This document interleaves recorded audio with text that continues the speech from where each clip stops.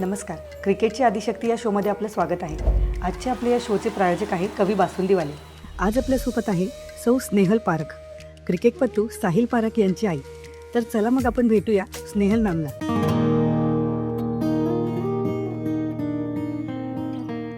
नमस्कार मॅम. क्रिकेटची आदिशक्ती या शोमध्ये आपलं स्वागत आहे. नमस्कार मॅम, आपल्या शिक्षणाबद्दल, कुटुंबाबद्दल आणि बालपणाच्या आठवणीबद्दल थोडक्यात सांगा. मी नाशिकचीच आहे. माझं डिप्लोमा इन कम्प्युटर इंजिनिअरिंग झालं आहे. हाऊसवाईफ आहे. कुटुंबामध्ये जॉईंट फॅमिली आहे. सासू सासरे, मोठी जाव, दीर, त्यांची मुलं, हजबंड आणि साहिल, असा आमचा परिवार आहे. मॅम, साहिलने 5व्या वर्षापासूनच क्रिकेटची सुरुवात केली. त्याच्यात काही खास क्रिकेटची आवड किंवा टॅलेंट तुम्हाला जाणवलं का? त्याचे वडीलच मुळात क्रिकेट खेळतात. त्याच्यामुळे त्यांची एक इच्छा होती की मला मुलगा झाला तर तो क्रिकेटर बनेल. आणि त्यांनीसुद्धा मोठं झाल्यावर त्याला हे दिलं, सपोर्ट केला.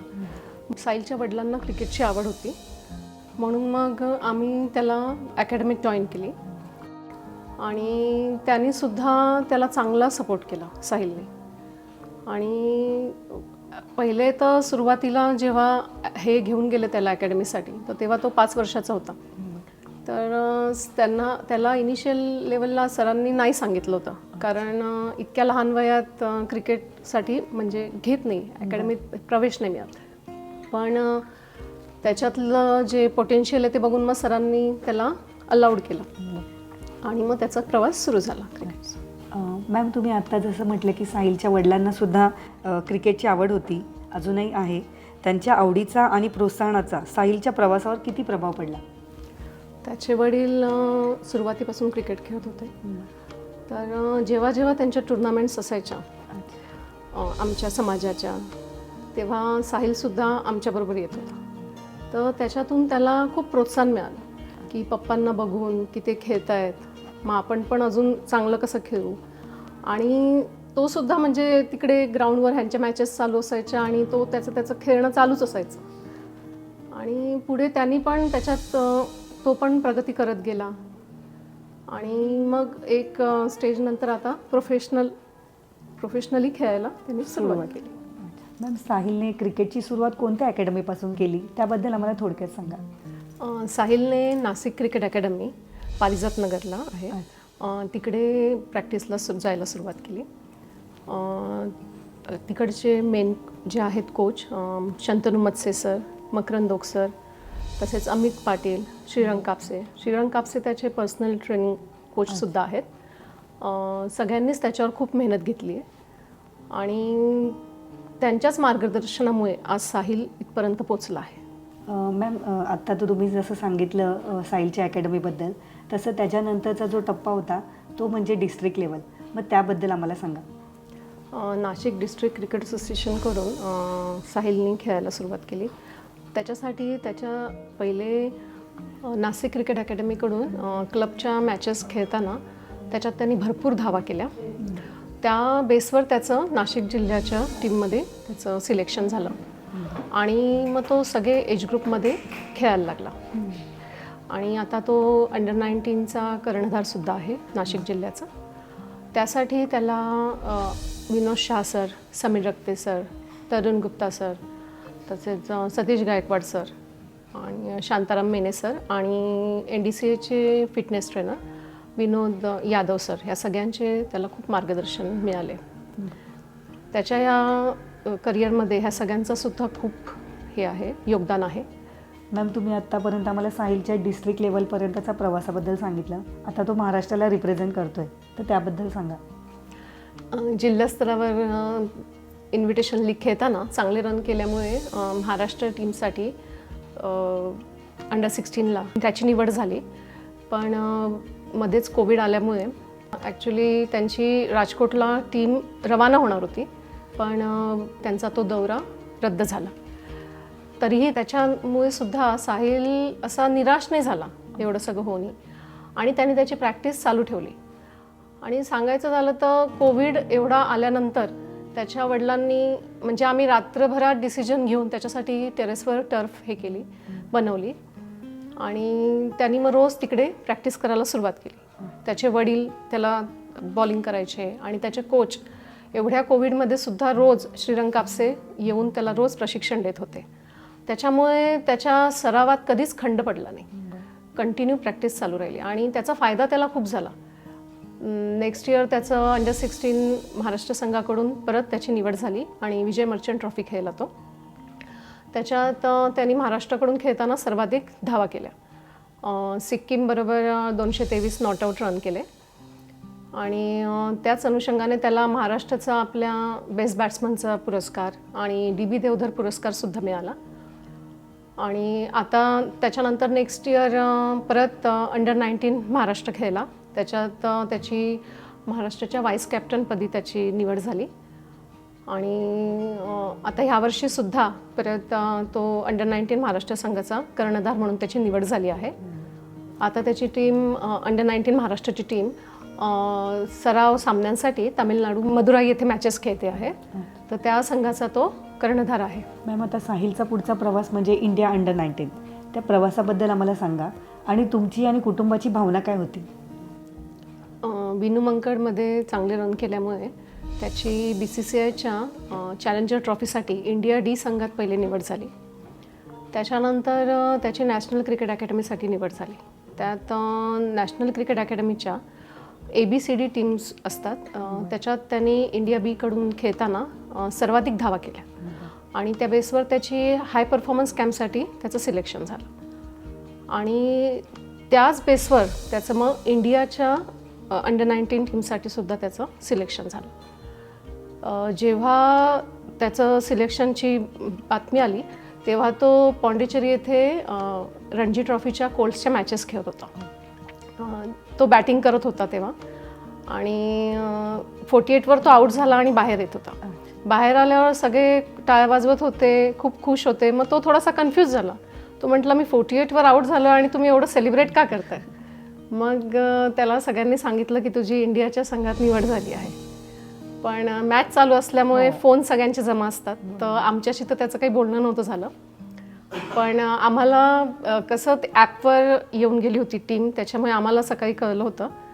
तर आमचे सगळ्यांचे कंटिन्यू फोन चालू झाले सगळ्यांचे. घरी सगळे खूप खुश होते. म्हणजे आनंदाश्रू आवरत नव्हते कोणालाच. सगळ्यांना खूप आनंद झाला होता कारण मुलाने 12 वर्ष एवढी मेहनत केली. 5 वर्षापासून तो खेळतोय क्रिकेट. इतकी मेहनत केली आणि त्या मेहनतीला त्याला यश मिळायला सुरुवात झाली. ते आमच्यासाठी खूपच वेगळा क्षण होता तो, की जेव्हा त्याचं सिलेक्शन झालं ही बातमी आली.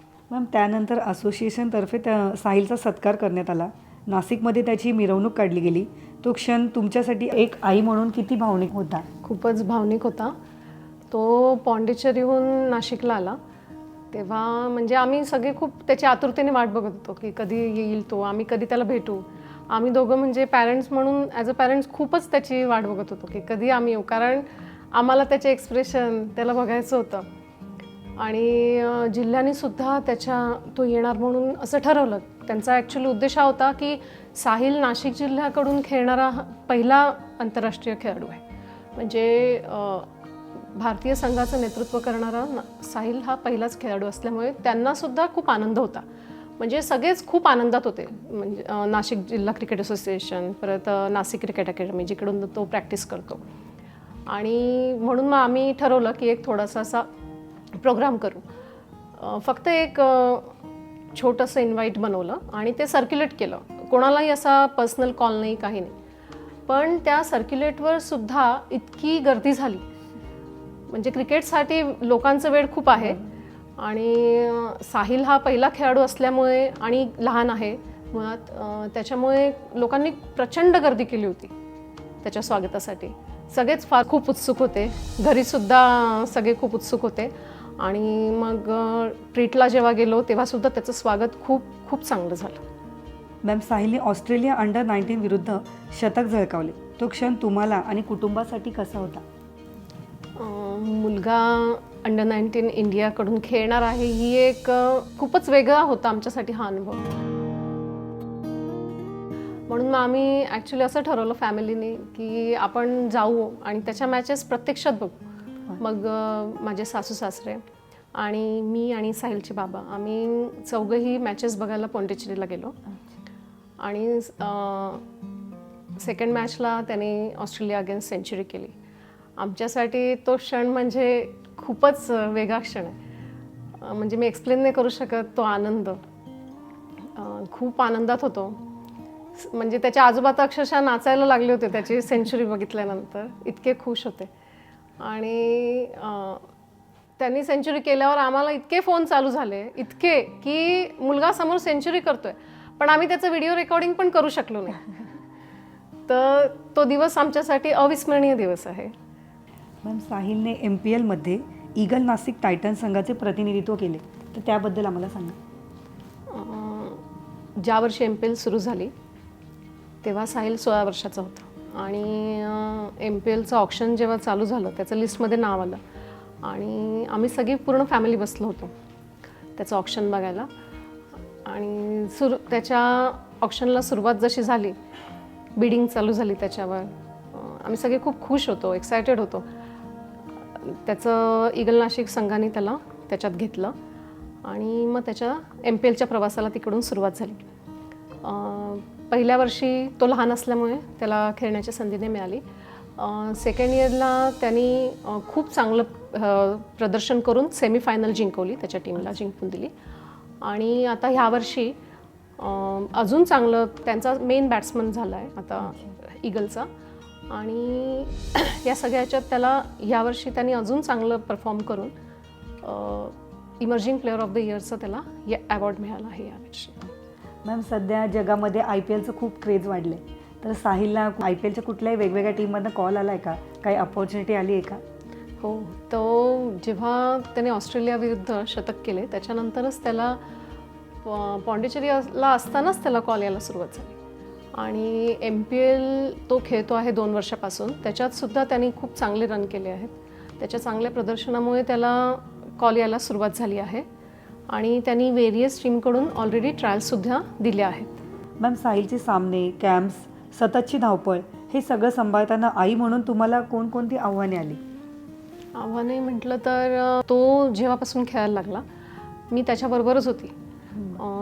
आमचे नाशिक क्रिकेट अकॅडमीचे जे मत्से सर आहेत, शंतनू मत्से सर, त्यांची पुण्याला बदली झाली आणि मग त्यांनी पुण्यामध्ये कोचिंग चालू केलं. मग त्यांच्या क्लबकडून साहिलला ते बोलवायला लागले मॅचेस खेळायला. कसं नाशिकमध्ये फक्त नाशिकमधल्याच मुलांबरोबर खेळण्यापेक्षा अजून बाहेर जाऊन वेगवेगळ्या पद्धतीचे बॉलर्स फेस करणं वगैरे हे त्याच्या दृष्टीने खूप महत्त्वाचं होतं. आणि त्याचा फायदा त्याला त्याच्या करिअरसाठी खूप चांगला झाला. मग आम्ही दोघं टुर्नामेंट खेळायला त्याला मी घेऊन जात होती. तेव्हा तो खूप लहान होता आणि टुर्नामेंटसाठी आम्ही पहाटे 3 वाजता 4 वाजता जर्नी स्टार्ट करायचो. मॉर्निंगला तो आम्ही पोचायचो पुण्याला आणि लगेच 9 वाजता मॅच खेळायचा तो. जर ब्रेक असली इन बिटवीन मॅचेस तर आम्ही रिटर्न पण येत होतो नाशिकला आणि मग एक दिवस नाशिकला थांबून परत पुण्याला जात होतो. अशी आम्ही जर्नी भरपूर वर्ष केली आहे. 4 ते 5 वर्ष ती जर्नी केली आम्ही दोघांनी. आणि तो पण कधीच असा कंटाळा नव्हता करत ह्या जर्नीमध्ये की नाही आता मी थकलो आहे. तो ऑलवेज ॲक्टिव्ह राहायचा आणि खूप त्यांनी ह्या सगळ्यांमध्ये सपोर्ट खूप केला त्यांनी की नाही मम्मा मला हे करायचंच आहे.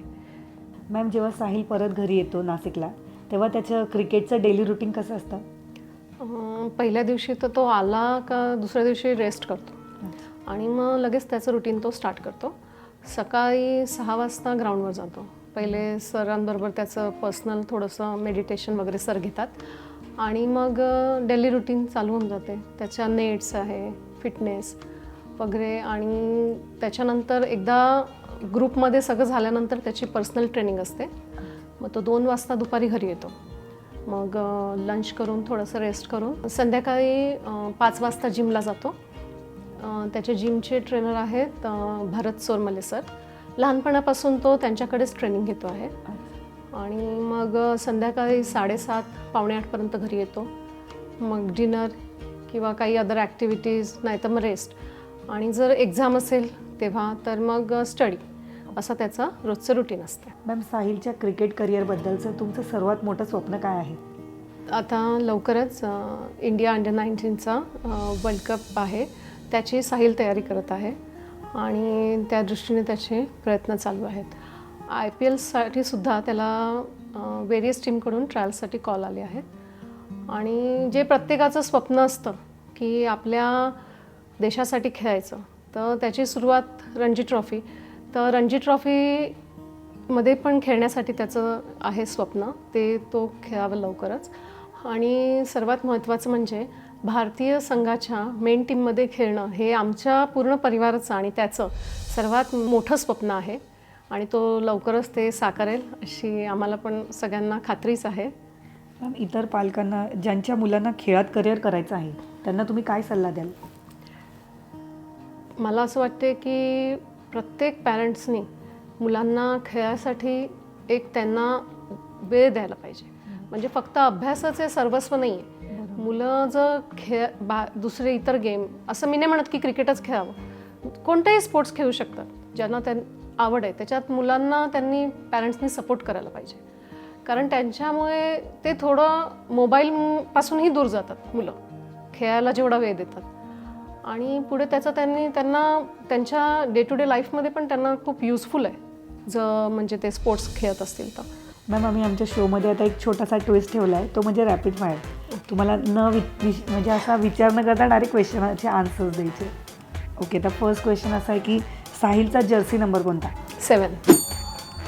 त्याचा आवडता पदार्थ? मिसळ पाव. त्याचं आवडतं स्टेडियम? लॉर्ड्स.